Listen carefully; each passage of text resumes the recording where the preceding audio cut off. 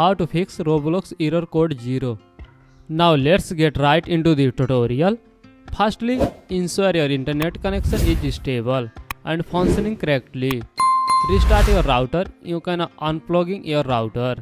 Wait for 10 seconds and plug it back in. Also test the connection by opening a browser and visiting a website. Or switch to a wire connection as internet for better stability. If possible, you can also try refreshing your Roblox account session and fix the error. Open Roblox app or website and log out your account and restart the application and log back into your account and see if that helps the issue fixed. If the problem persists, reinstalling Roblox can resolve corrupted install files.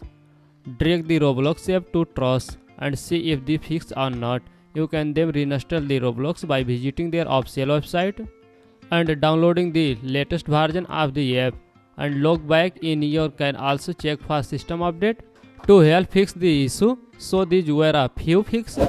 If you find this tutorial helpful, please give it a thumbs up, subscribe to our channel for more tutorials. Thanks for watching and I will see you in the next video.